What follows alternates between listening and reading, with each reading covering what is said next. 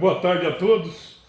Hoje estamos aqui complementando o histórico. Vamos contar um caso. Eu tenho um grande prazer hoje de estar aqui com a pessoa que é meu irmão, Ari Vanderlei, que vai participar com a gente, vai contar um pouco da sua vida, vai contar um pouco da sua história para os nossos seguidores aí da rede social. É um prazer muito grande e graças a Deus está sendo muito bem aceito por todos os seguidores do Face, do Instagram, de toda a rede social. A gente está recebendo vários elogios. E estamos aqui hoje para falar mais um pouco de histórias. E antes de tudo, o meu irmão, o Ari Vanderlei, vai dar o seu boa noite aí aos nossos seguidores. Boa noite, tudo bem com vocês? É um prazer recebê-los aqui e a gente contar um pouco da história, a nossa vivência, desde a nossa chegada aqui a Goiás, vindo da Bahia, até o momento atual. Neste período de 1953 até o momento atual, vocês vejam bem que é uma caminhada bem longa, né? E nós passamos assim por vários momentos difíceis, momentos alegres, momentos tristes, coisas que fazem parte da vida do ser humano. Então nós chegamos aqui em 1953, a Ana Paulina estava ainda no seio da nossa mãe, no 8º mês, e o nosso destino era vir da Bahia para residir em Nerópolis. Mas chegando aqui, meu pai tinha deixado uma casa alugada e como era muito difícil o caminhão chegar até o lugar que a gente morava na Bahia, o meu tio, que ficou encarregado de olhar a casa aí para ele, tomar conta da casa, achou que ele não vinha mais e dispensou a casa. O certo é que nós chegamos com a mudança, ali pelas 19 horas, paramos na porta da casa do meu tio.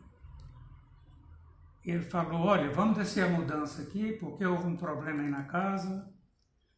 E meu pai era assim um pouco nervoso, e com razão nesse aspecto, porque desloca com a família, trazendo uma mudança. Mulher no 8º mês de gravidez, e chega a casa que ele deixou alugada, já estava ocupada por outra pessoa, ele tinha toda a razão. Aí ele falou para o motorista, chamava Sérgio Reis, falou: Sérgio, pode virar o caminhão, vamos para Anápolis. Eu tinha 17 anos, mas eu sempre tive muita atitude. Eu comecei a assumir a minha responsabilidade aos 14 anos de idade. E nesse dia eu falei: pai, o senhor pode voltar para Anápolis, mas nós não vamos voltar não. Até porque nós vamos para uma pensão. Era meu pai, minha mãe, eu, Adosa, Pedro José e Alzira. E o Ana Paulina prestes a nascer. Minha mãe com as pernas inchadas. Nós vamos descer.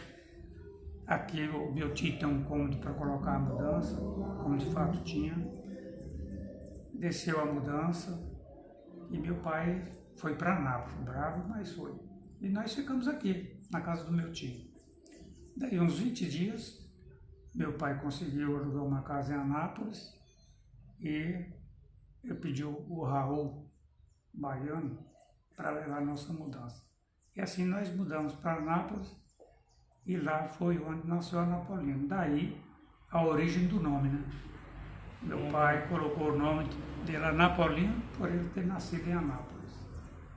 E lá em Anápolis, quanto tempo? Vocês chegaram a morar lá em Anápolis? Moramos então? em Anápolis.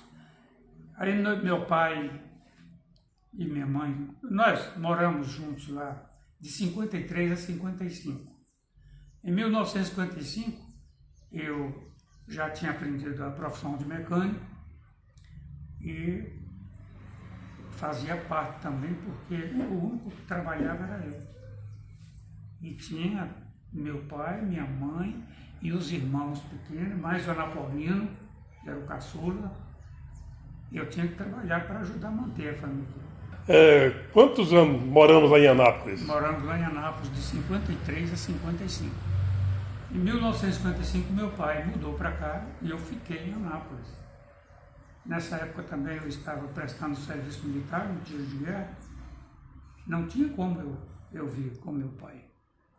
E por lá eu fiquei, trabalhei de empregado vários anos. Quando foi em 1959, eu consegui comprar uma oficina mecânica. Aí, em vez de trabalhar como empregado, eu já fui trabalhar como proprietário. Comecei a namorar a Aurora, casamos aqui em Nerópolis, fomos morar lá, em Anápolis, e moramos lá um ano só. Aí juntou meu pai, o meu sogro, para mim vir aqui para Nerópolis. Eu não queria de forma nenhuma mudar para cá, porque eu estava estabilizado em Anápolis. E você sair de um serviço que você conhece para entrar num ramo que você não conhece é muito arriscado. E foi o que aconteceu comigo. Eu vendi a oficina com uma clientela muito grande. Era oficina de? Oficina de lanternagem, mecânica, lanternagem, pintura, solda elétrica e hidráulico. Eu tinha 8 funcionários na época, uma folha de pagamento razoável, então, dava para mim viver bem. O nome da oficina era Divino Pai Eterno, né? Oficina Divino Pai Eterno. Essa lá era Anápolis, Oficina Anápolis. A oficina Anápolis. A oficina Anápolis. Era na Barão de Cotegipe. Sim. Aí, com muita insistência de meu pai e meu sogro, mudei aqui para Nerópolis e fui tocar o ramo de comércio, o qual não deu certo. Eu não tenho dom. Comércio? Que tipo de comércio? Armazém. Armazém de secos e molhados. Era o que falava naquela época, né? Armazém de secos e molhados. Aí não deu certo, mas por sorte eu tinha comprado uma casa, tinha uma garagem muito grande, ali na Josefina Ludovico, onde funcionou a antiga vantajosa, a loja vantajosa João de Paulo. E ali, um certo dia aparece um amigo lá de Anápolis, me ofereceu uma oficina completa, as ferramentas de uma oficina. E eu não podia comprar na época. Ele falou, você fica com essa oficina e paga quando você quiser e quando você puder. E para mim foi uma luva, porque aqui não tinha lanternagem nem pintura na Europa, só tinha oficina mecânica, e eu montei a oficina de lanternagem e pintura. Então essa foi a primeira oficina? A primeira oficina de lanternagem e pintura, foi a nossa. E o nome? Tinha? Aí já era oficina Pai Eterno. Divino Pai Eterno. Oficina Divino Pai Eterno. E o armazém era na Rua João Guerra? O armazém era na João Guerra. Com a Agenor Caldas. Na época era João Estival, hoje é Agenor Caldas. Era com a João Estival. Com a João Estival, hoje é Agenor Caldas. É uma construção Isso. que tem ali inacabada. Inacabado, eu já vi. Sabe, é uma construçãozinha que tem ali descendo a João Estival, com a João Guerra. Tem uma casinha lá que eles iniciaram, parece que ela saiu do prumo e eles não terminaram. Está lá, até hoje. Era ali que era o armazém. E toquei a oficina até 1967. Ganhei dinheiro. Aí me apareceu o negócio do posto de gasolina. O Lino Borges tinha montado aquele posto, era da Companhia Ipiranga. É. Ele pegava petróleo da Companhia Ipiranga. E juntou uma turma e fez na minha cabeça para mim comprar o posto. O posto é muito bom, o posto dá uma renda muito boa, etc. e tal.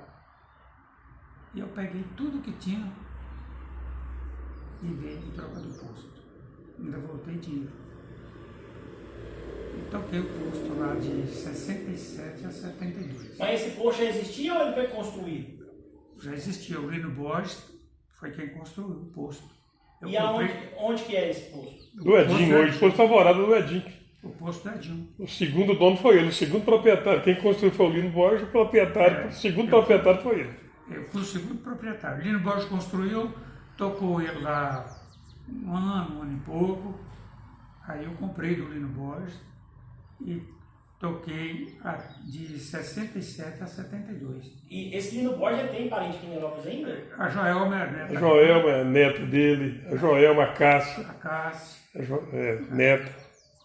Mas esse não foi o primeiro posto em Nilópolis? Não, o primeiro posto de Nilópolis era um postinho do Soiron. Soiron.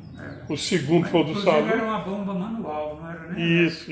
Era da Texaco. Isso. Você, para comprar gasolina, você tinha que comprar assim de par, 5 litros, 10 litros, porque a bomba puxava a quantia certa, depois aqui, na mangueira.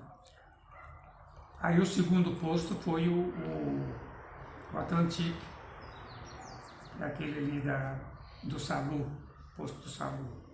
Todo mundo conhece ele como posto do Posto Salu. Salu. O segundo posto foi aqui. E o terceiro foi o Lino Borges que montou. E nós fomos proprietários dele de 67 a 72. Em 72, 3 anos, ele me deu luz. E a partir de 3 anos, já tinha muito fiado, a gente vendia muito fiado. Começou a me dar prejuízo. Tanto que eu tenho aqui uns 20 mil litros de produto que não recebi. Porque, geralmente, você toma prejuízo no fiado é com as pessoas que você conhece. Porque o desconhecido, você não vende fiado. Ele compra, paga e vai embora. E o freguês que te compra todo dia é esse. O risco está nesse aí. Porque ele vai comprando. Um dia ele manca com você. E foi o que aconteceu comigo. Eu tenho uns 20 mil litros de produto. Isso é só história.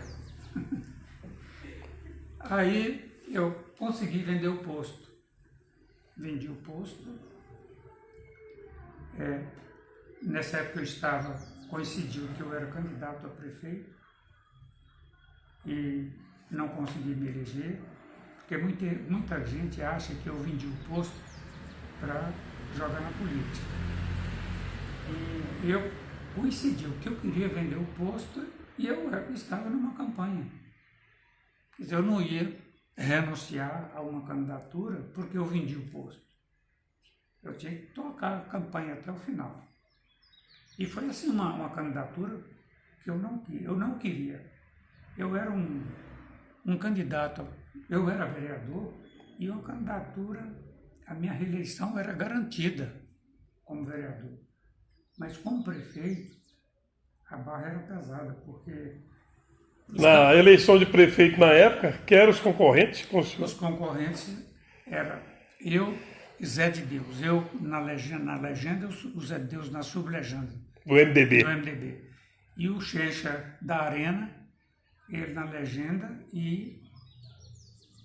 Não me lembro se foi Sandoval ou Paulinho, que era da sublegenda. O vice dele era o Dimas Pires. Isso. O vice do Chencha, né? Era Chencha e Dimas. Dimas Pires, né? Agora o Zé de Deus não era meu vice, ele era concorrente. Da sublegenda.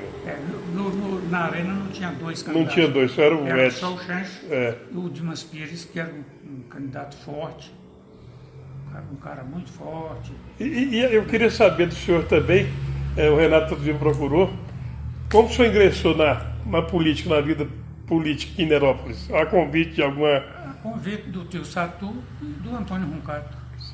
Porque os dois eram amicíssimos. Você se lembra dos dois? Lembro. Então os dois eram assim, carne uma. Satu e Antônio Roncato.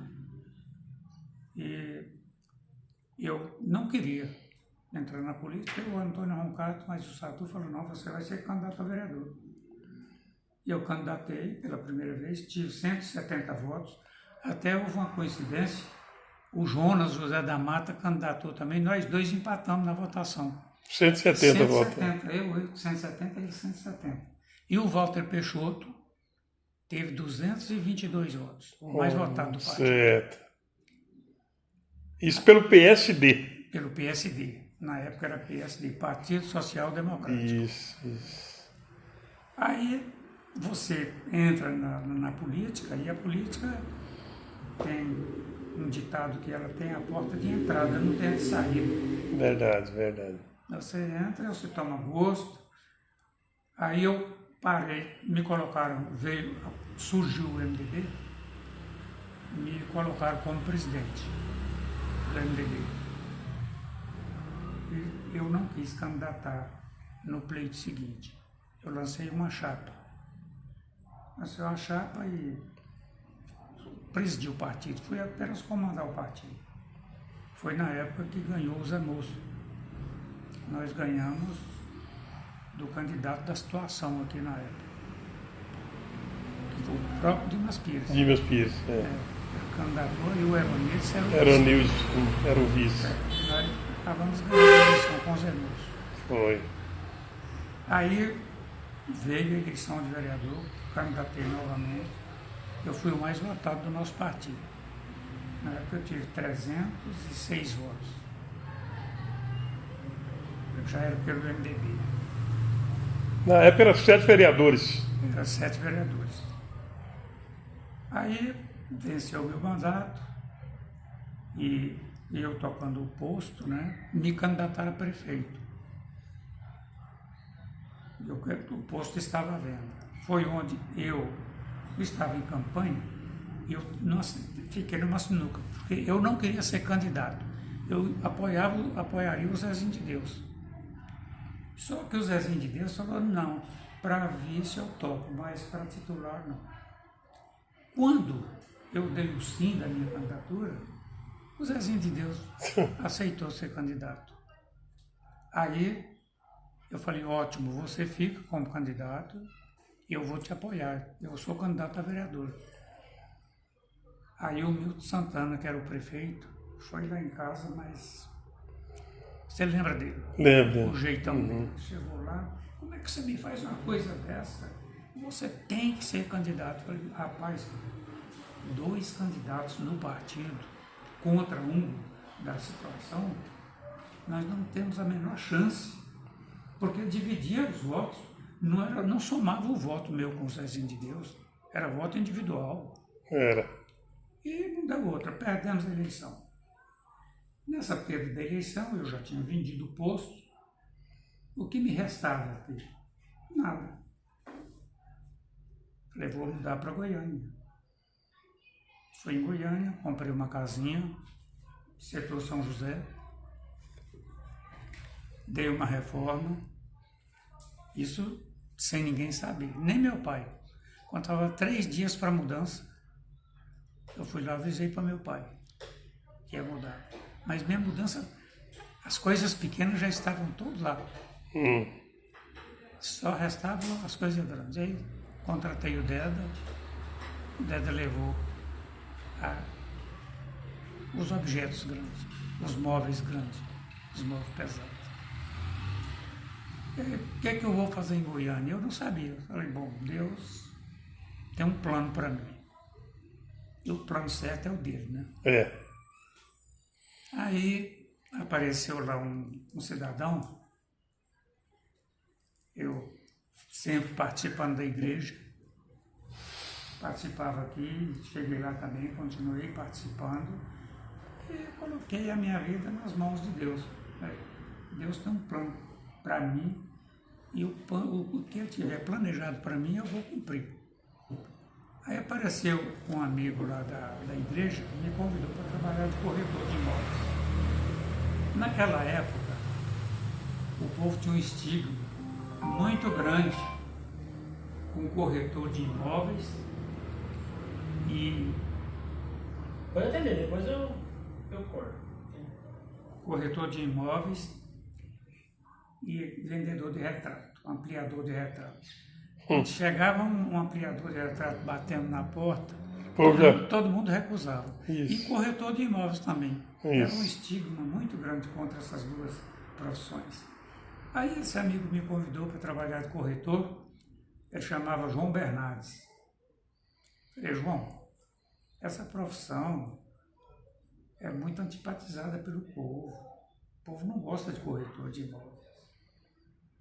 E ele, naquela calma, falou assim, Ari, é o homem que faz a profissão, não é a profissão que faz o homem, não. Você vai trabalhar comigo, você não precisa falar nada, você tem um carro, eu não tenho carro, eu só quero que você 7 horas esteja lá em casa e nós vamos trabalhar.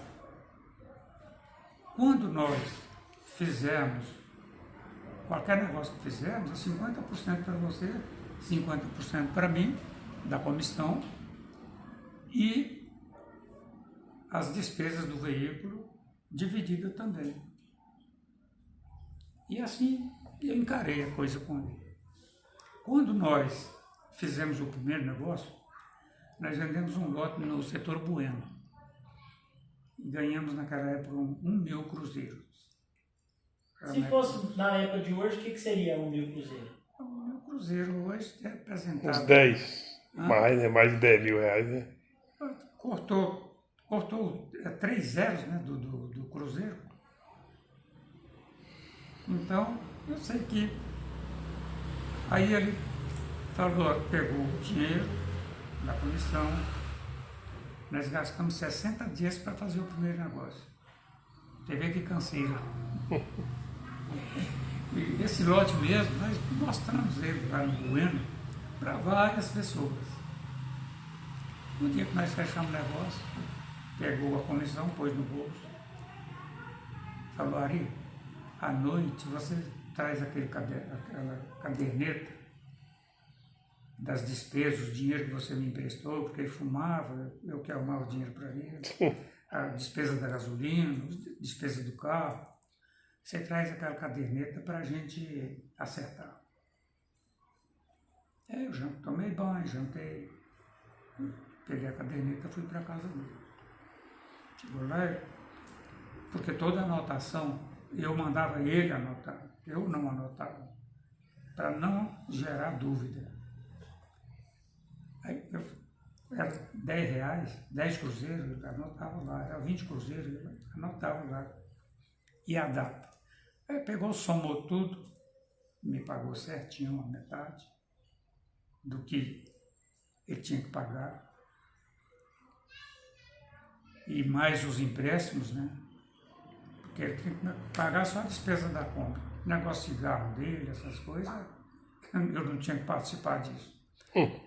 Aí falou, Ari, agora é o seguinte, a comissão, nós vamos ter que... Eu não vou te dar 50% da comissão, não. Eu vou te dar só 30%. Aí que vem os detalhes da história, né? Mas por quê? Por que 30%? Não foi combinado 50%? Você não pagou 50% das despesas da compra e não é 50% também da comissão para você, 50% para mim? Falou, não, mas esse lote, quando eu te conheci, eu já tinha pego ele para vender. Falei, mas você não me avisou isso quando me chamou para a sociedade e nem você vendeu também sem a minha presença. Nós levamos lá em torno de uns 10 ou 12 fregueses no meu carro. E o negócio aconteceu, você sendo meu sócio. Nós sendo sócios no negócio. Aí ele falou, não, eu vou te dar 40%. Eu falei, você não acha melhor? Eu vou fazer uma proposta melhor para você. Você não precisa pagar nada, não? Assim fica bom para você? Aí ele falou assim, ué, você parece que queimou no golpe. Ele tinha esse ditado. Eu falei, não é queimou no golpe, é porque você não está sendo justo.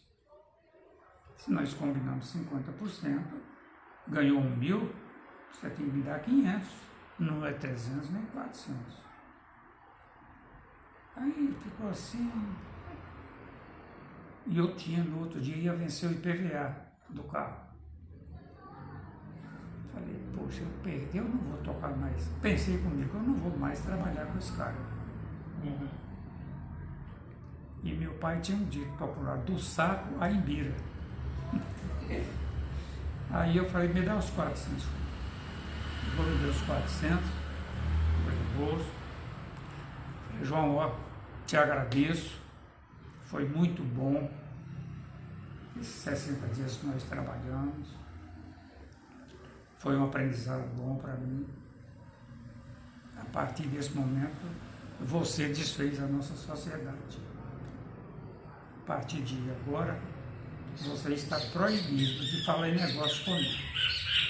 As portas da minha casa estão abertas para você, para sua família. Espero que a sua também esteja para mim. Mas negócio entre nós dois encerrou aqui nesse momento.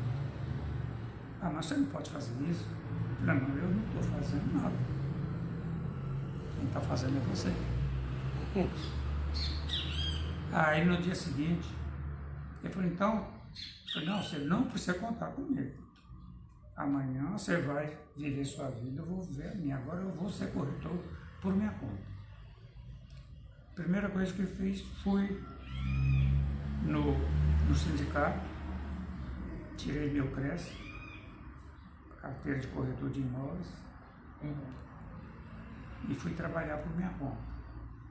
Rapaz, que coisa, que bênção foi para mim. Aí, só uma família, um cidadão vendeu a fazenda em Britânia, eu vendi para ele 7 casas, só para esse cidadão de Britânia. Assim, largamos hoje, no dia seguinte, eu tirei a carteira e no dia seguinte apareceu o senhor Antônio Bahia de Carvalho. As ligações, Antônio Bahia de Carvalho. Bahia de Carvalho. É. Aí, vendi 7 casas para esse homem. Ele comprou uma casa para ele e 6 casas para os filhos. Ele tinha 6 filhos, uma casa para cada filho. Vendeu a fazenda em Britânia e comprou 7 casas, uma para ele e 6 para os filhos. E aí foi só chovendo de negócio para mim. Aí eu passei também a comprar. Passei a comprar lote, construir, vender, comprava um barracão, transformava ele em uma casa, vendia. E as coisas começaram a fluir para mim. Aí meus filhos estudando, depois eu também voltei a estudar, a Aurora voltou a estudar. E o senhor voltou a estudar o quê? O senhor voltou a estudar para... Eu não tinha primeiro grau completo. Eu fui terminar primeiro grau, fazer segundo grau, depois partindo para o cursinho, prestando vestibular, passando para direito. Tudo aí, arrumei também um trabalho na Câmara Municipal de Goiânia, cargo efetivo. A Aurora passou no concurso na UFG, a Tânia passou no concurso no INAMPS na época, foi trabalhar no INAMPS, o Romar passou na CELP, e as coisas foram clareando para a gente, e foi uma bênção a minha mudança para Goiânia, foi uma bênção. Mas aí depois que o senhor deixou de ser... O senhor deixou de ser corretor para ir trabalhar na Câmara? Aí eu teve uma época, os primeiros meses deu para conciliar. Aí depois já não deu mais. Aí eu fui diminuindo o trabalho de corretor. Eu não podia, no caso, ser corretor, ser funcionário ao mesmo tempo. Eu tive que dar baixa no CRES, que porque senão prejudicava o meu emprego. E o emprego, para mim, é o que eu tenho hoje, né? O meu salário hoje é o salário da Câmara. Quer dizer, lá na Câmara também é o seguinte, quando eu terminei, eu entrei lá, você veja bem, como motorista na Câmara, primeiro emprego, porque eu não tinha primeiro grau. Aí, alguns colegas lá falaram, Ari, aqui, se você quiser subir, você tem que estudar. E eu não mudei de cara, não. O caboclo me falou, hoje, no dia seguinte, eu fui e matriculei. Entrei na sala de aula lá com 220 alunos. Só tinha eu e o Gil Montes, casado, o resto tudo era jovem, de 18 anos para baixo. Esse era aquele que fazia mais rápido ou era... Era Supletivo. o supletivão. As provas feitas, você fazia as provas também na Secretaria, com supervisão da Secretaria da Educação do Estado. Não era esses supletivos irregulares, não. Lá era o supletivão. Os fiscais eram da Secretaria da Educação. O diploma, quem fornecia a gente o diploma é a Secretaria da Educação. Aí fiz primeiro grau, fiz segundo grau. A Aurora já tinha terminado segundo grau, Série A, lá no Paulo VI. Eu falei, agora você dá uma paradinha que nós vamos para a faculdade juntos. E aí, quando eu terminei o segundo grau, nós matriculamos num cursinho, preparando para o vestibular, passamos em Unicuns primeiro, estudamos lá. Eu estudei 6 meses, a Aurora estudou 1 ano, porque eu passei na faculdade em Anguera e ela não conseguiu passar. Aí, no ano seguinte, ela passou também na Anguera e aproveitou as matérias do Unicuns. Aí fizemos o curso de Direito na Anguera. E cada vez que terminava o curso, lá na Câmara a gente tinha uma promoção. Eu aposentei lá como consultor jurídico, legislativo. Me valeu demais. Acho que compensou. E sempre eu estimulo as pessoas a estudar, não importa a idade. Quando eu voltei a estudar, eu tinha um colega na Câmara, eu estava com por volta de 50 anos, e tinha um colega de 70 anos. Ele também fez o curso de Direito, trabalhava na Câmara. E lá na Câmara, com a minha formatura e desse colega de 70 anos, rapaz, foi um incentivo para os colegas. Tanto que hoje eu tenho um colega, eu pertenço ao grupo dele aqui, Operadores do Direito. Eu chamo Wilton Ramos. Ele me admirava demais, um cara novo. Ele voltou a estudar e hoje é um excelente advogado em Goiânia. E teve outros e outros e outros que estudaram lá, assim, iluminados por mim e pelo seu Tabajara, esse de 70 anos. Eu trabalhava na Câmara, né? É uma casa política. E eu fui presidente de partido lá, candidatei vereador lá 2 vezes. Aí depois eu desisti. Quando, segunda vez, eu fui até bem votado, tive 960 votos, a segunda vez. Mas como não deu, aí eu desfiliei, eu não sou filiado a nenhum partido hoje. E nesse tempo que o senhor estava lá em Goiânia, morando por lá, a vida política de Niterópolis, o senhor nunca interferia? Eu dava opinião, meus irmãos, né? Dava opinião para meus irmãos. Pedro José, depois o Ana Paulino entrou junto, mas o primeiro foi o Pedro José. Eu sempre dava minhas opiniões para eles. E o Zezé, ele foi vereador alguma vez? Ele foi prefeito primeiro, depois foi como é que é? Ele foi candidato a vice do Paulinho. Ele foi candidato a vice do Paulinho, perdeu, e morreu com 6 meses de mandato, vereador. Vereador, o segundo é votado. Ele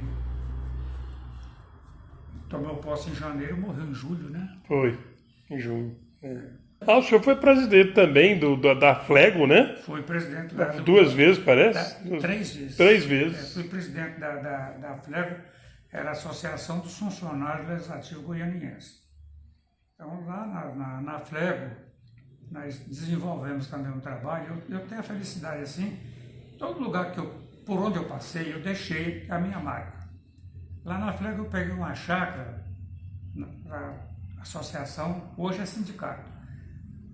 Lá tem uma chácara de um alqueire em frente ao Arco-Íris. Você em Itaguapó tem um clube Arco-Íris, a chácara é de frente. Eu peguei essa chácara lá, abandonada, sem cerca, sem casa. Eu entrei, construí uma sede nova, construí um campo society com alambrado, iluminado. Construí 2 campos society, um todo gramadinho, com alambrado. Construí estacionamento, asfaltei do asfalto da rodovia até lá na sede, fiz uma represa no fundo, deixei a minha marca lá.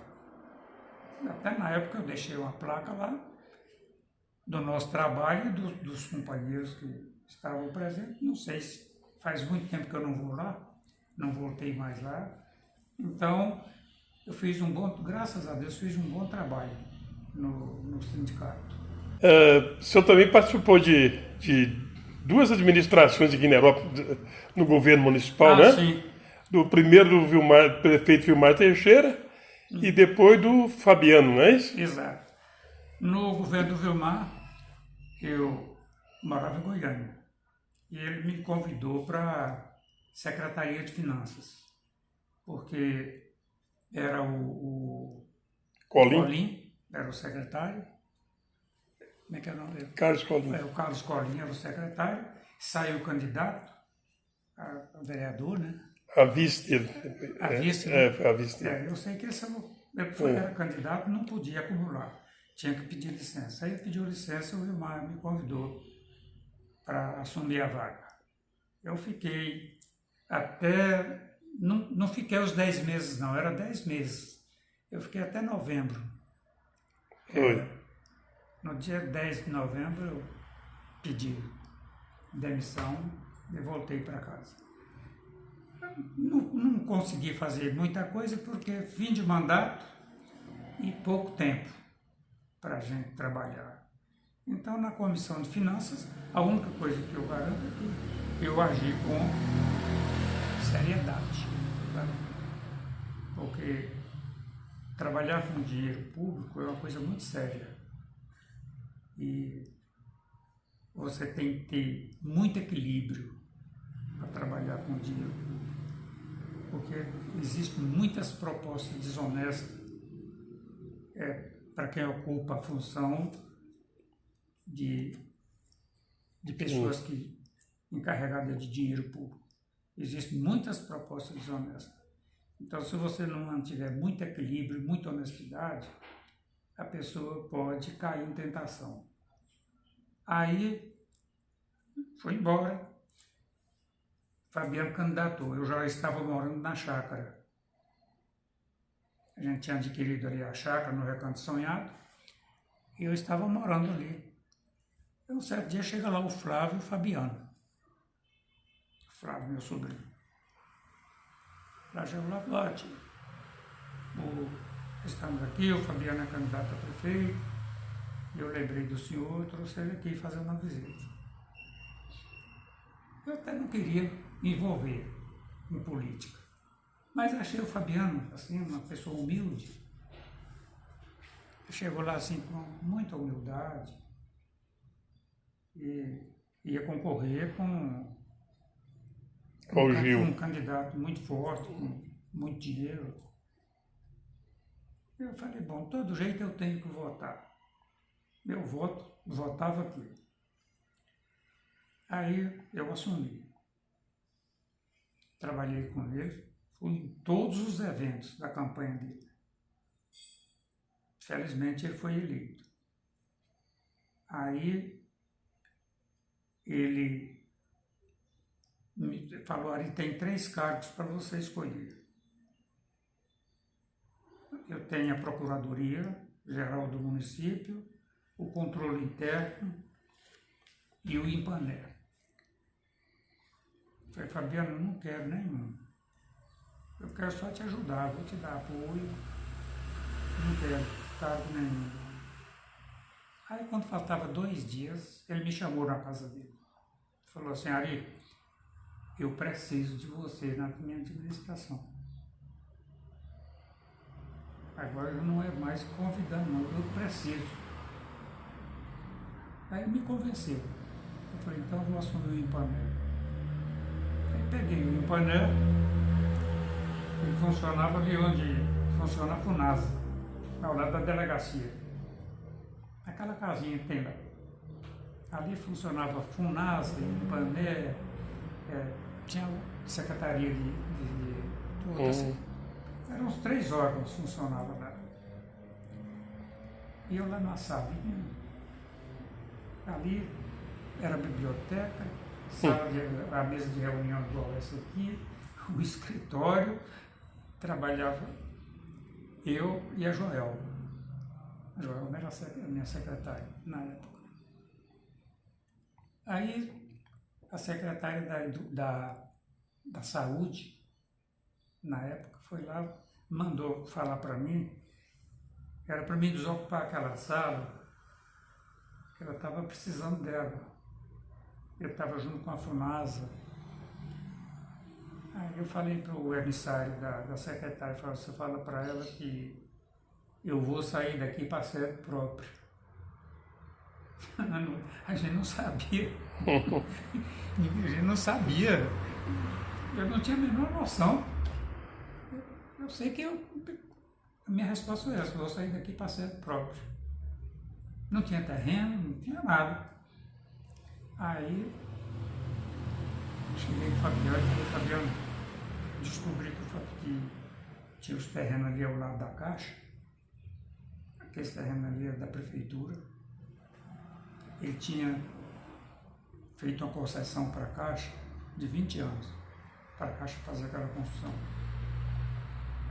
E tinha mais, ao lado da Caixa, 700 e tantos metros.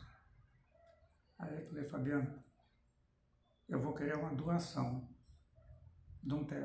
daquele terreno lá para o INPANER. O INPANER é regime próprio de previdência dos servidores municipais. É fiscalizado pelo Ministério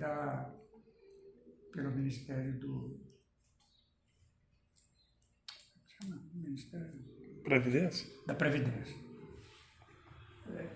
Ele é fiscalizado pelo Ministério da Previdência. De 6 em 6 meses você tem que prestar conta do INPANER. Aí o Fabiano falou, por mim, tudo bem, mas tem que passar pela Câmara. Aí mandou o projeto para a Câmara.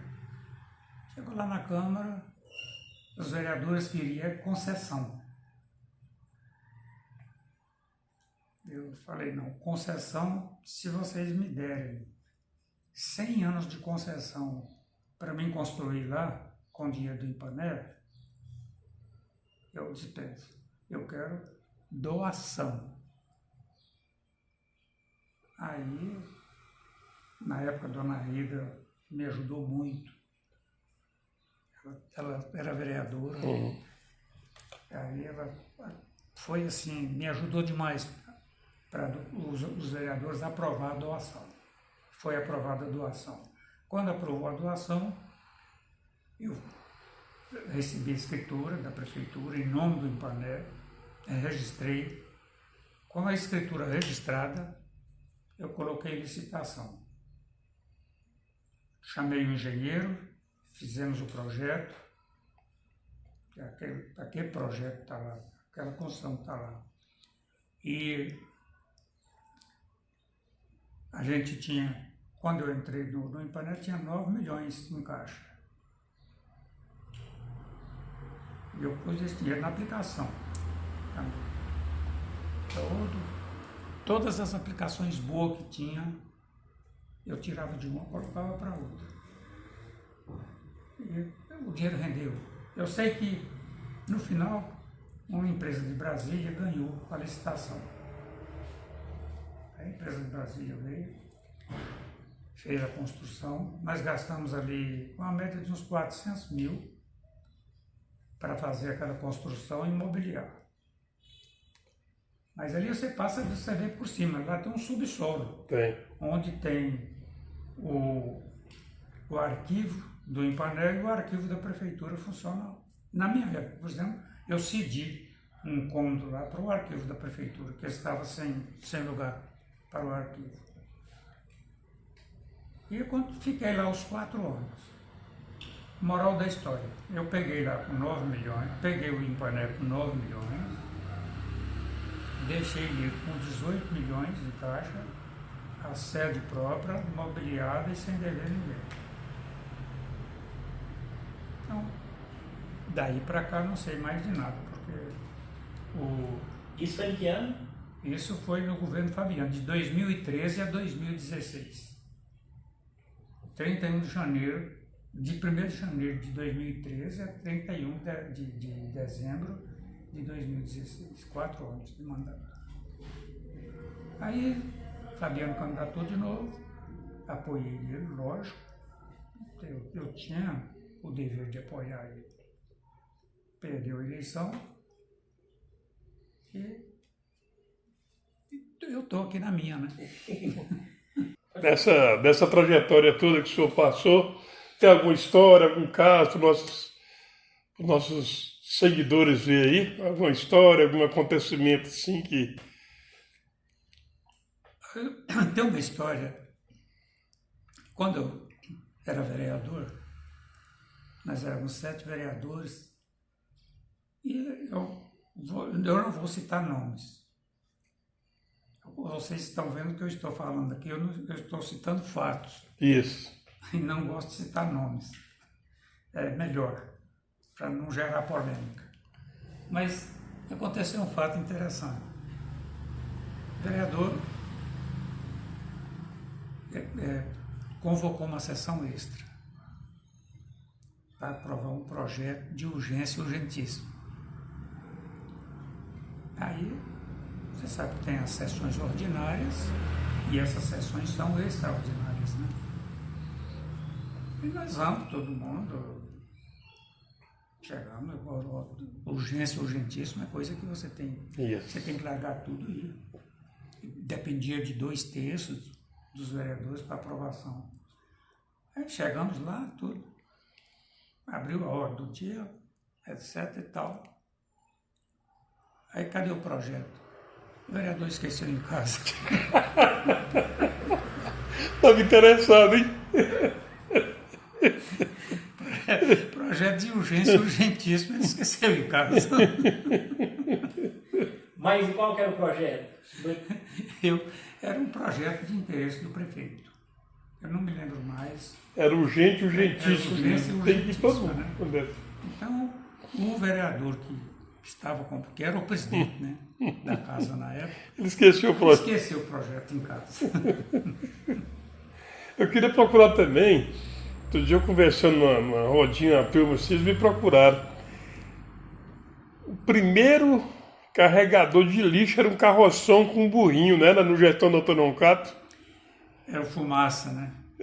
Tinha um burrinho e puxava o carroção, né? Tinha o Fumaça. Sei. Camilo Silva Fumaça. Fumaça. Ele era de Goiandira. Goiandira, é verdade. Aí o Antônio Roncato, a prefeitura de Nerópolis só tinha um veículo. Era um caminhão internacional, era o carro de representação para ir para Goiânia, para Anápolis, para fazer mudança, para carregar lenha para os outros. Não tinha o carro de representação do prefeito, não era tinha. o caminhão, era o carro faz tudo. Era o carro de representação e de trabalho. Isso. Aí o Antônio Roncato arrumou uma carroça, uma mula, para catar, fazer a coleta do lixo. E colocou o Fumaça. Toma O conta. Fumaça é quem fazia a coleta do lixo. Esse lixo era jogado na saída antiga de Anápolis, mais ou Ah, menos. e eles tinham... Tinha algum lugar, né? Algum lote Alguns vazio. achavam mais fácil, eles jogavam, né? A cidade também já teve muitos personagens, né? Quando a gente era criança, menino, eu lembro aquelas personagens que tem, né? Assim, Bentola, Maria Viola, quem é outro? O Tô pedindo, tinha o Rodela, Pedro Rodela, tinha os seus personagens, né? Redola. Redola, Pedro Redola, E tinha Então, o Pelé. Pelé também, Pelé, verdade. coitado. Um menino era funcionário do DERG e enveredou na bebida alcoólica. Perdeu o emprego e ele caía, bebia, vivia com a cara Cara, toda tudo machucado, arrebentada, né? levar tombo na... Também tinha o Brasília Bar de Choiron, que era muito frequentado, né? Quando tinha esses casamentos na zona rural, o caminhão parava sempre lá, né? Eu lembro quando ele achava lá cheio de gente. O né? Bar do Iron. Bar do Iron. O Bar do Iron era... A família toda trabalhava no bar. A Dona Nené, o Iron, o Rosiron, a Anitta. Ela tinha 3 filhos, como é que chamava a outra mulher? Zezinha. Divina. Divino. E tinha a caçula também. Marlene. Trabalhava, tinha o Russo Rus, Roberto e e o o... Roberto. Eram 6 filhos. Isso. 3 homens, 3 mulheres. O bar do Iron era o bar famoso da cidade. Ele era ponto de ônibus. Era ponto obrigatório. O ônibus que ia para Anápolis e vinha, tinha que parar lá. Era o único que fazia sorvete também. Era. Eles fabricavam sorvete muito bom, por sinal. Quando vinha as autoridades de Goiânia, governador, vice-governador, senador, deputado, o Antônio, na época do Antônio Roncato, encomendava o almoço na Dona Nené. A Dona Nené é quem fazia a festa de recepção para as autoridades. Então ele foi um pessoal assim, trabalhou muito em Nerópolis. No que eles faziam bem feito. Bem feito. O bar do Iron era o bar mais famoso. Aí o Iron, ele tinha um problema cardíaco, sofreu um infarto, e a Dona Nené continuou até Foi. enquanto ela aguentou, ela tocou o bar. Aí depois, quando o bar famoso Estrela, o bar Estrela, Isso. aí acabou o movimento do bar do Iron, passou para o bar Estrela. Aí o ponto de ônibus já parava Foi no por um bar Estrela. Ele começou com o pai e 2 irmãos. Eu até me esqueci o nome do pai. A mulher do Chico, do Pulu, era irmã desse pessoal. Desde o bar lá. Do bar. Era irmã dos donos do bar. Certo. Aí trabalhava o pai e os 2 filhos. No bar Estrela. No bar Estrela. Aí depois eles venderam o bar Estrela, não sei para quem. Uma grande personagem, não sei, eu não cheguei de ver e conversar com ele. Seu Pedro Januário, o senhor conheceu? Conheci. Pedro Januário era um cidadão espírita, com uma humildade, um homem rico, não teve filho, era ele e a esposa só. E Pedro Januário construiu esse hospital, Sagrado Coração de Jesus. Ele que fez essa construção. O pedreiro foi o Walter Peixoto e o Zé Perilo. Zé Perilo. Está vivo ainda o Zé Tá Perilo. vivo, tá vivo. Então, o Pedro Januário construiu o hospital e doou para a igreja católica. Foi. Você veja bem, ele era espírita. Construiu o hospital e doou para a igreja. Aí quem foi o primeiro administrador? A irmã Francisca. Foi. Doutora Edmundo morava ao lado. Doutora Edmundo trabalhou, foi dos primeiros médicos a trabalhar no hospital. Aí depois veio o doutor Edivaldo. Foi. Aí veio a irmã Francisca, trabalhou aí muitos anos. Depois, o pessoal, entrou o doutor Natan, mas o pessoal fizeram negociação lá do hospital pelo Nazaré, casa do mandou Nazaré. a igreja fazer a planta do jeito que se queria e tudo. E negociaram, fizeram aquela quadra ali, aquela construção ali da Casa de Nazaré, em troca do hospital. Aí o doutor Natan, mas os demais sócios, foram comprando tudo que tinha ali, que queria vender, eles compraram. Certo. Sobrou ali poucas casas, né, que eles não compraram. Foi. Na época parece a do Totonho. E a do Guti-Guti e o do Oswaldo. E o bar do Oswaldo. Faltou essas casas. Voltando aí já para os nossos seguidores aí ver, eu lembro muito bem que o senhor foi numa casa tomar café com o candidato na época, pré-candidato José de Deus, e ele não bebia café, parece. Aí o senhor falou com a pessoa lá que ele não queria beber porque a xícara era pequena. E foi lá na região dos Faria. A mulher foi lá, pegou uma caneca grande, encheu de café, disse que ele bebeu no final. O José de Deus era aquela pessoa, era um doce de pessoa, uma paciência. Ele ia conversar primeiro, ele dava uma consertada na garganta, né? Dava uma consertadinha na garganta. Aí toda a casa que eu chegava, o povo oferecia café. Aquilo era um costume. Era costume. Você chegava numa casa, não podia sair sem beber café. Eu fazia o seguinte, chegava, eu bebia pouco. Eu gostava de café, eu já sabia que vinha mesmo, porque ficava feio. Sem jeito. Eles ofereciam o café e não bebia. E o Zé de Deus, ele não bebia de jeito nenhum. Ele não gostava. Aí, um dia chegamos numa casa, ele fala, a mulher, seu Zezinho, toma café. Não, senhora, eu não tomo, não. Eu falei, não, dona, o Zé é porque é muito tímido. Ele não gosta de tomar café dessa xícara pequena, ele gosta mais de caneca. Ou caneca com uma chave. Se a senhora puser numa canequinha ou numa chave, ele toma, mas ele não toma café. Não, minha senhora, isso é brincadeira dele. Não, seu Zezinho, só estou em casa. Ele foi lá e trouxe a caneca de café para ele.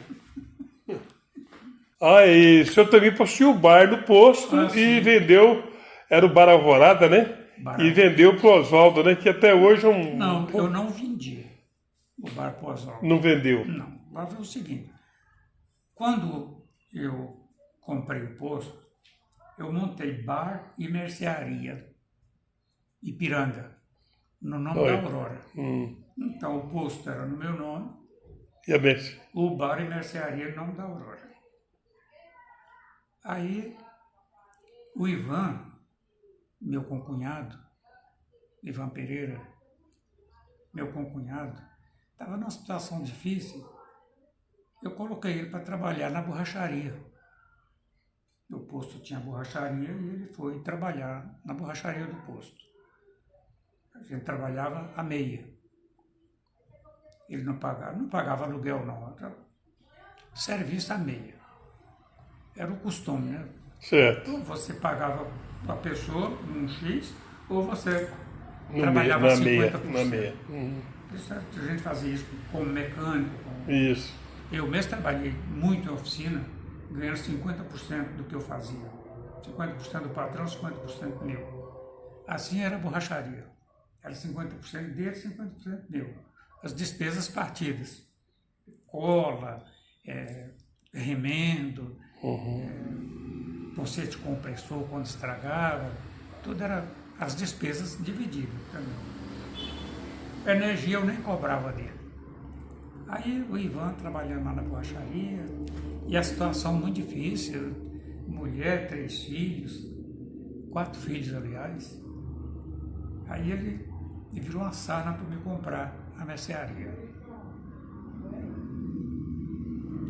Aí eu falei, compadre, essa mercearia me dá mais lucro que o posto. O posto de gasolina é uma ilusão. É uma ilusão o posto de gasolina. O posto de gasolina é assim, você é escravo de tudo. Você é escravo da companhia, você é escravo do tempo, você é escravo do funcionário, você é escravo do freguês. E você é o último que fala e o primeiro que apanha. Essa é a vida do dono de posto. Porque você compra um tanque de gasolina, digamos hoje um tanque aí de 30 mil litros de gasolina. A gasolina está, digamos aí, a R$6. Você multiplica aí por 30. Por 30 mil. Quanto que vai dar? O motorista só arrebenta o lacre para você conferir, que é norma, o caminhão vem lacrado, as tampas por cima.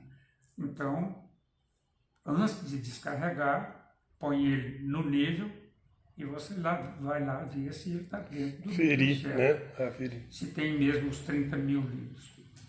Se ele tem 2 ou 3 compartimentos, você tem que conferir todos se ele está com a lotação certa. A gasolina, o combustível, hoje você fala combustível, porque tem o álcool e tem o diesel. Eu, na minha época, era só a gasolina e o diesel. Hoje tem a gasolina, o álcool e o diesel. Ele só arrebenta o lacre do caminhão com cheque visado ou dinheiro na mão. Se você trabalhar 50 anos no posto de gasolina, ele vem lá o carimbão na nota do produto. Essa nota deverá ser paga com cheque visado ou dinheiro. Sem isso aí, ele não arrebenta o lacre. Volta para trás, o frete é por sua conta e você fica com o tanque seco. E posto de gasolina seco é cemitério. Posto de gasolina só funciona se tiver combustível. Se não tiver combustível, não funciona. Então, eu perdi a ponta da meada. Era do bar. Do bar. Eu montei o bar e o Ivan, trabalhando na borracharia, ia em cima de mim para comprar o bar. Aí um dia eu conversei com a Aurora e falei: Aurora, seu cunhado aí está numa situação difícil. Isso aí reflete na sua irmã também. É sua irmã, seus sobrinhos. Eu não pretendia vender, não. Mas o que você acha? Vamos ajudar ele? Eu falei: vamos, Maria, vamos ajudar. Nós estamos com a nossa vida equilibrada e vamos ajudar ele. Aí chamei ele, falei: Padre Ivan, eu conversei com a Aurora, nós resolvemos te vender o bar, mas não vai ter umas condições. Nós vamos impor algumas condições. Esse bar aqui, eu não tomo um refrigerante aqui fiado. A Aurora fuma, ela não compra um cigarro fiado aqui nesse bar. Para ela pegar uma cigarro ali, ela tem que trazer o dinheiro. E o nosso regulamento era esse. Nós não vendíamos fiado nem para nós. Aí, a Aurora ia lá, me deu uma cigarro, já ia com dinheiro, pagava. Eu queria tomar uma crush, naquela refrigerante da época, me dá uma crush e pagava. E o funcionário já estava orientado, ele sabia que não vendia fiado. E vendia. Você precisa de ver, os outros compravam fiado nos outros lugares e não ia lá pagar e comprava à vista no meu. É, verdade. Aí falei para o Ivan, falei: se for para você tocar do jeito que eu estou tocando, não vender fiado, nós vamos vender o bar para você. Você não vai pagar energia e você não vai pagar aluguel. Eu não vou te cobrar aluguel também. Mas é para te ajudar, mas nessa condição. Você não vai pagar água, não vai pagar energia e nem aluguel. Mas você não vai vender fiado para ninguém. Surtidinho, né? O bar surtidinho, as prateleiras tudo cheio, Lá tinha açúcar, tinha arroz, tinha feijão, tinha lataria, de tudo. É um supermercado, né? Tive um mercadinho, muito Era bom. uma mercearia. É. Tinha bebida, tinha tudo. Se você quisesse, tinha lá cerveja, refrigerante, cigarro. Bem montadinho, organizadinho, bonitinho. O padre Ivan pegou lá. A primeira coisa que ele fez foi começar a vender fiado. Daí 3 meses, as prateleiras tudo vazia. Aí a pessoa não tinha dinheiro, ele recebia a garrucha para pagar a conta. Recebia espingarda velha, bola de fumo, para pagar a conta. Eu chego lá, compadre, o que é isso aí? Eu vendi para fulano, ele não teve dinheiro, eu tive que receber. Falei, na hora que você for lá na atacadista comprar, você leva a garrucha e a espingarda, vê se recebe lá. Para você comprar a bola de fumo, você leva lá na atacadista, às vezes ele te vende a mercadoria em troca disso aí. Aí, o compadre Oswaldo, também peguei o compadre Oswaldo ali trabalhando no Orlic. Ele trabalhava na Munhega lá, beneficiando arroz. Você só via o olho dele. Todo Cheio de casca do pó de arroz. Pó de arroz. Casado com minha irmã também. Peguei quando ia para trabalhar no posto, frentista. Coitado, como frentista, era uma negação. Aí ele entrou, me conchava lá com o Ivan, meu concunhado, e ele comprou o bar do Ivan. Aí me chamaram, eu falei com o padre Oswaldo, as regras aqui que eu expliquei para o compadre Ivan, eu vou explicar para você também. Você não venda fiado para ninguém. Isso aqui você tem que vender à vista. Você compra à vista, como é que você vai vender fiado? O pior negócio é você comprar à vista e vender fiado. O negócio bom é que você compra fiado e vende à vista. Esse é o negócio. Agora você inverter os papéis, aí ele começou a tocar o boteco. Brincalhão, boa praça, né? Vem a eleição. Eu falei, você não vai pagar aluguel, o mesmo que eu fiz com o padre, vou fazer para você. Você é meu cunhado. Você não vai pagar aluguel, você não vai pagar água, não vai pagar energia. Mas eu vou por essa condição, não venda fiado. Aí vem a eleição. Eu falei, outra coisa, esse posto está à venda. E, assim sendo, eu vendendo o posto, se a pessoa interessar aqui pelo o cômodo comercial, nós vamos ter que desocupar. Ele falou, não, você me avisa com 15 dias eu desocupo. Eu falei, não é bem assim não. Eu não vou assumir um compromisso de desocupar um estabelecimento comercial com 15 dias. Não tem lógica. Aí veio a eleição e apareceu um freguês e eu vendi o posto. É um pessoal lá de Goiás, é uma japonesa. O marido dela brasileiro, ela é japonesa. Aí, o nome dele era Tim. Eu chamava ele Tim japonês, porque era casado com a japonesa. Vendi o posto para eles e fui lá no compadre Oswaldo. Aliás, perguntei, vocês vão interessar pelo cômodo? A japonesa falou, nós queremos sim. Nós vamos tocar o comércio. Aí falei ao compadre Oswaldo, eu vendi o posto e o pessoal quer o cômodo. Ele falou, com 15 dias eu desocupo. Falei, não, para com essa história. Aí eu pedi 60 dias pro pessoal. pedi 60 dias de prazo. Aí veio a eleição, com o padre Oswaldo, eu era candidato, e falei que eu vendi o posto, eu era candidato.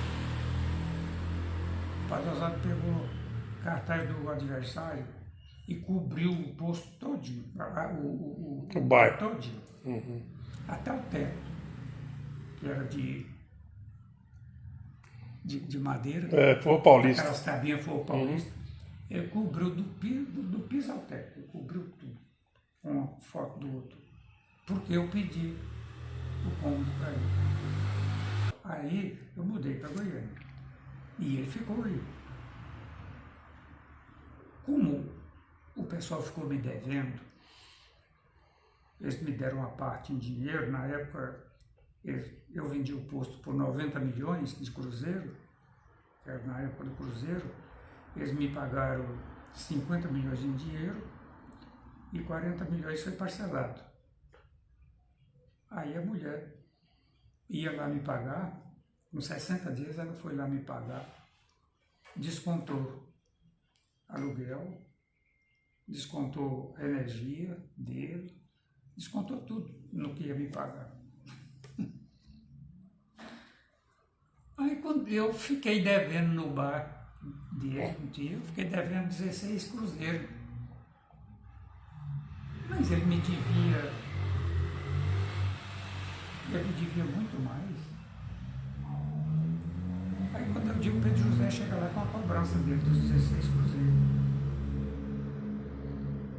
Eu peguei as contas que eu paguei dele, tirei xerox, o recibo da japonesa, tudo que ele estava devendo, os aluguéis, dava 100 e tantos na época.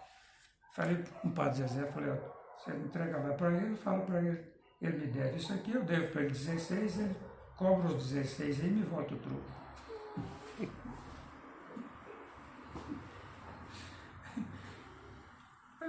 Até hoje eu não recebi esse troco, ficou por isso mesmo. Aí ele ficou de mal comigo. Eu vinha na casa dele, eu vinha na minha mãe, ia na casa dele para ver os meninos e minha irmã. Esse tempo ela não tinha tido problema. A Alzira, se você conhecesse a Alzira antes do problema, você não fala que é ela hoje. Você pensa numa pessoa boa que você conversar com ela. Dava gosto. Eu saía lá da minha mãe para vir conversar com ela. Ela tinha um assunto agradável. Aí eu chegava lá, e ele estava no bar, jogando sinuca. Ela ia lá no bar.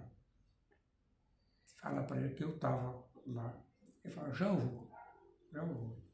Enquanto eu estava lá, ele não aparecia. Aí, por fim, eu falei para ela, olha, eu venho aqui para ver você e os meninos. Você não precisa chamar o compadre, não, porque ele está ocupado lá no bar, deixa ele. Eu não sou de guardar mágoa de ninguém.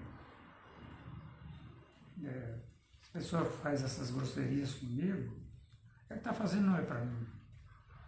Porque nós colhemos o que plantamos. Jamais você vai plantar arroz e colher feijão. Você plantar arroz, você vai colher arroz. Aí, coincidiu que a Madre Alzira teve um problema mental muito forte. Eu tive que levar ela às pressas para o pronto-socorro psiquiátrico.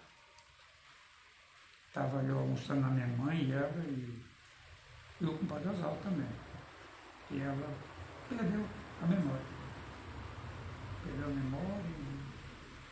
E queria que ele comesse um doce forçado. Aí ela perdeu a noção de tudo. Peguei ela, pôs no carro, levei pronto-socorro. O médico falou, olha, eu tenho que ficar em observação. Você tem casa aqui em Goiânia? Eu falei, eu moro aqui. Eu falei, então você leva ela para casa. Se ela der crise, você traz, você quer que interne ela em qual? Tem a clínica Isabela, tem a clínica, tinha mais outras clínicas lá. Eu falei, não, vai para Isabela, que era lá na Praça do Ratinho, que era mais fácil da gente chegar. tinha Bom Jesus. Aí levei ela para casa, tudo bem. Quando foi dar uma hora que ela estava em casa, ela começou a entrar em crise. Peguei ela, levei no carro, levei para o pronto-socorro, acenei lá, ele falou, no mínimo 60 dias ela tem que internar. Pôs ela na Isabela, ia lá 2 vezes por semana, eu e a Aurora, ia lá 2 vezes por semana, eu trabalhava com os meninos aqui, tocando bar. Foi daí, dessa época para cá, que eu reconciliei comigo. Ainda não tinha. Aí ela saiu, mas ela ficou com probleminha. Sabe que é mais da vida, eu perdoo muito ela, porque ela não é a Osmira original. Ah, o senhor também sabe qual foi o primeiro automóvel aqui na Europa? Quem foi o proprietário do primeiro automóvel? Aqui, quando eu mudei para cá, tinha aqui o Antônio Beiradão, lá na praça, e o Veridiano. Eu não cheguei a ver o carro do Antônio Beiradão, não, mas o Veridiano ele tinha um carro que a gente falava Furreca. Furreca. 1929. Então ele ia daqui para o Retiro, nessa caminhonete, ele tinha terra no Retiro, né? Ele era meu vizinho, de posto. Eu morava no posto, ele morava no fundo, naquela rua de lá. Esse pneu da caminhonete, da Furreca, ele é tipo daquele pneu de carroça, aquele pneu fino. Um pneuzinho fino, um carrinho alto, frente fininha. Carroceria. Uma carroceriazinha de madeira. E a cabine só cabe 2 pessoas, o motorista e mais um de lado. Então era o primeiro carro que nós vimos aqui, daqui de Nerópolis, foi esse. Diz que o Beiradão também tinha uma honra, mas eu não cheguei a ver do Antônio Beiradão. O Beiradão, né? O Beiradão é casado com esse povo aí do Xavier também. Isso. Parece que ele é irmão do finado Gastor. Parece que é meio parentado, né? Sim. E o Veridiano, enquanto ele viveu, ele teve esse carrinho. A Furrequinha, né? Essa Furrequinha. Eram uns carrinhos bons, rapaz. 29. Fordinho 29. Ele ia para a roça. E um compadre dele ia de pé. Ele tinha roça lá também, na mesma região. E os dois até eram compadres. Aí ele ia dirigir no carro, e o compadre vai no mão. Compadre, dá para você me levar? Ele falou, estou com muita pressa. Aí ele foi embora. Lá na frente tinha aqueles mataburros de 2 vidas, ele caiu no mataburro. E o compadre vai caminhando, não alcançou ele. O compadre me ajuda a tirar o carro aqui do mataburro. Aí eu falei, compadre, eu não posso, estou com muita pressa. Aqui tem também uma história de política. Eu certa vez eu vi aqui um livro editado aqui em Nerópolis, falando sobre o secretariado do Antônio Roncato. Primeiro, assim que o Antônio Roncato disputou a eleição com Pedro Teles. Mas foi um equívoco. A pessoa que informou para o editor do livro deve ter confundido, porque o primeiro prefeito foi João Guerra. Né? Foi. Ele teve um voto de frente. Foi. Disputou com o doutor Marinho. Isso. Aí o segundo foi Negreiros. o doutor Negreiros, apoiado por Teles. Teles. Depois veio Chiquinho Batista, que já disputou com Pedro Teles. Disputou com o seu Pedro Teles.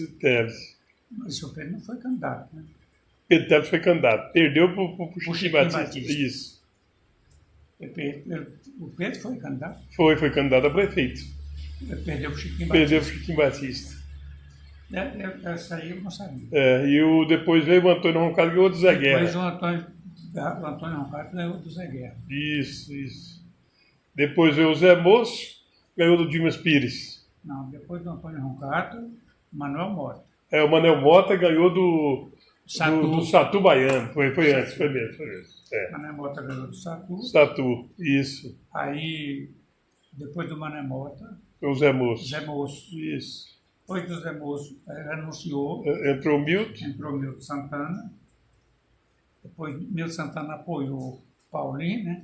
Apoiou Pedro José. Pedro José. E por que Inclusive o Zé Moço renunciou porque ele não era político, ele era mais industrial, né? O negócio dele mais era cerâmica.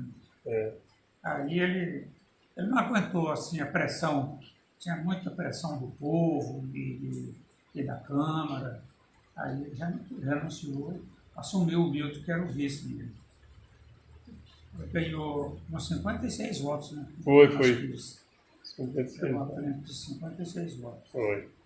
Aí o Milton, depois do Zé Moço, foi o Milton. O Milton, depois do Zé Moço foi o senhor e o Xencha. 72 foi o Zé Moço, o Xencha e o senhor. Aí o Xencha ganhou, depois veio a de 76, Luiz Carlos Xavier com o Beto Brandão, para vice com o Beto Atlético Doce, e quem ganhou foi o Milton Santana, vice o Vianello. E em 82 veio o Pedro contra o Xencha. E o Vianello. Contra o Vianello, né? E o Sandoval. Isso, Exato. Desses prefeitos, parece que o atual até hoje, o Dr. Luiz, está sendo o 19º em Nerópolis, pela listagem que eu vi, é 18º. Mas nem pode contar que assumiu agora, mas desses de João Guerra até hoje, qual que o senhor acha que trouxe assim, um melhor benefício? Todo deixou sua parcela, mas teve aquele que a vez destacou mais. Qual que o senhor, na concepção do senhor, qual que o senhor acha? Olha, a gente tem que considerar a época de cada um. Isso. João Guerra, como ele foi o primeiro, aliás, o primeiro prefeito mesmo daqui, quando emancipou, foi o Bento Silva. Bento né? Silva. Foi nomeado. Aí veio João Guerra, disse que fez uma boa administração. Eu não cheguei a conhecer o João Guerra. Aí veio, depois João Guerra, doutor Negreiros, né? Foi, doutor Negreiros. Depois Chiquinho. Chiquinho foi um bom prefeito. Fez uma boa administração, o Chiquinho Batista. Depois do Chiquinho Batista veio Roncato. Antônio Roncato. Antônio Roncato, eu sei aqui do que ele fez, porque eu já participava diretamente, casado com a sobrinha dele. Eu estava por dentro, candidatei vereador também. Aquele Botafogo, as casas eram tudo fora de lugar.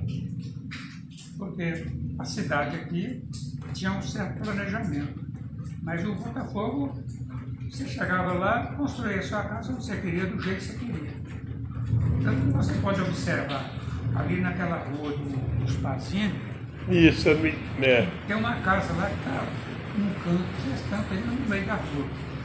Não tem como ele despachar aquilo ali.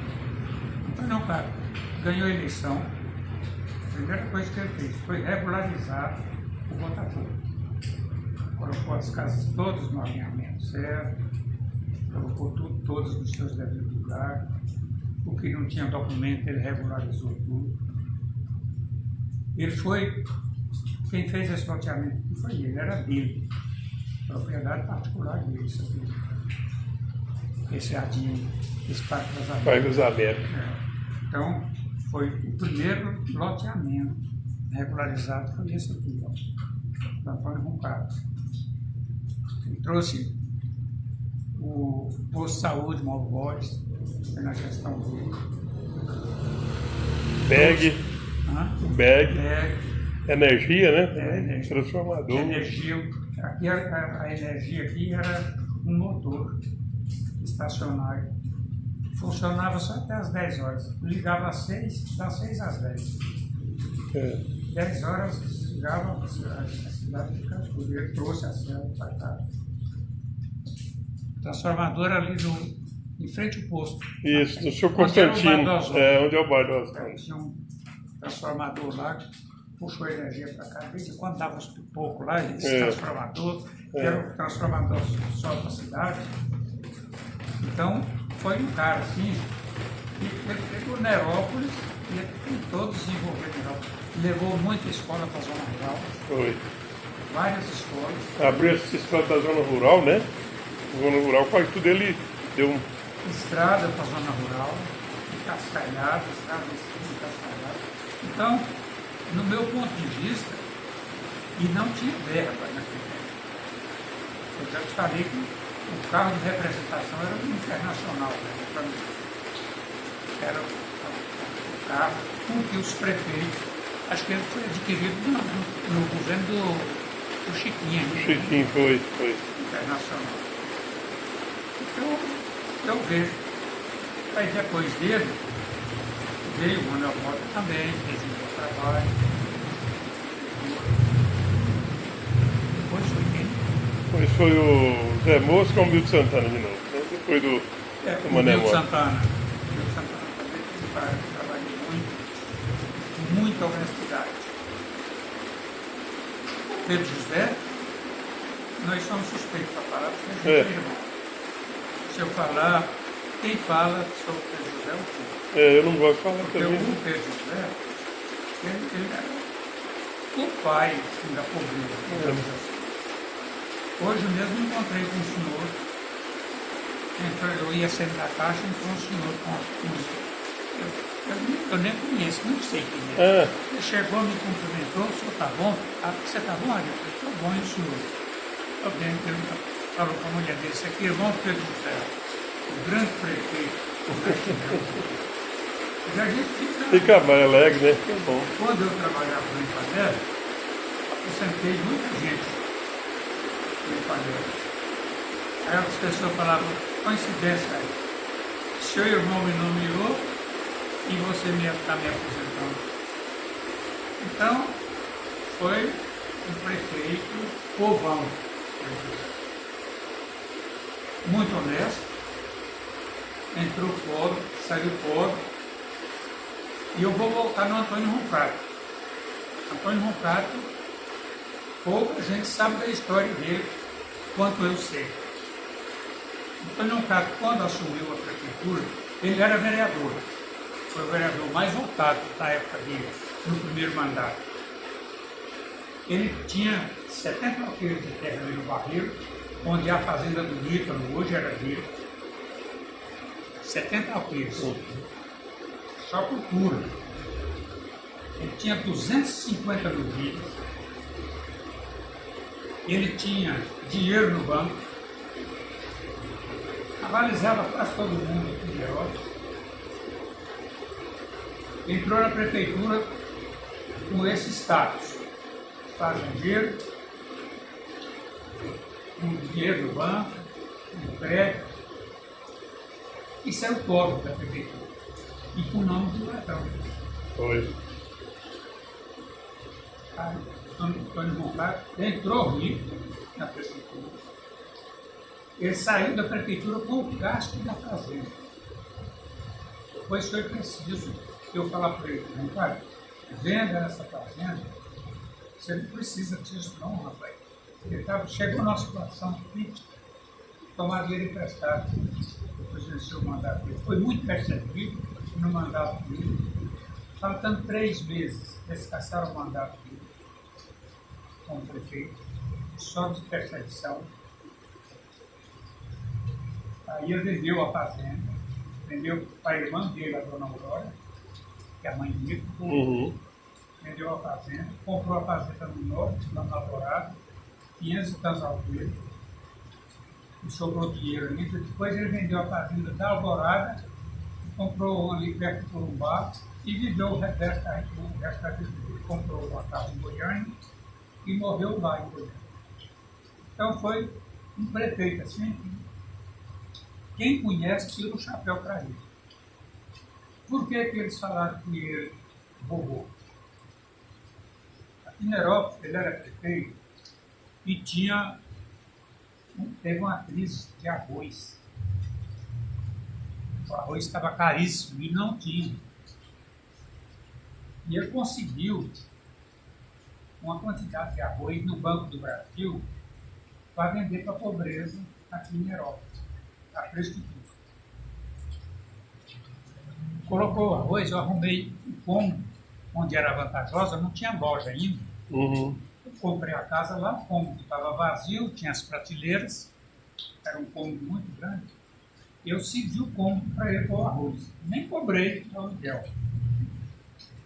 Ele colocou o presidente da Câmara, que era adversário, e mais 2 vereadores, colocou os vereadores adversários para distribuir o arroz, para não ter suspeito. Aí o que aconteceu? Tinha uma pessoa que tinha um caminhão, ia lá buscar arroz do Banco do Brasil, no depósito do Banco do Brasil, e trazia entregado. Naquele tempo, os caminhões, o máximo que pegava era 120 sacos de arroz. Era o máximo. Os caminhãozinhos pequenos, lá uns 60 sacos, 60 sacos de arroz, uns 60 quilos. Era o que os caminhãozinhos traziam. Arroz limpo. Aí, o irmão do Antônio Mercado estava com mal patos, o Pedro. E eles só tratavam dessa doença em Campinas, São Paulo e Belo Horizonte. Aí ele entrou com um pedido em Belo Horizonte, pediu uma vaga lá para levar o irmão dele para fazer o tratamento. O tratamento é feito na cabeça. Aí, no auge do arroz que eu estava distribuindo aqui, ele pegou as requisições e foi inocente, que ele passou para o motorista as requisições. Ele devia ter passado para os vereadores. Mas, em vez de ele passar para os vereadores, ele passou para o motorista, porque ele tinha confiança. E o motorista desviou. Não sei se 1 ou 2 caminhões de arroz para o Brasil. Aí, acabou o arroz. Trouxe mais umas viagens, acabou o arroz.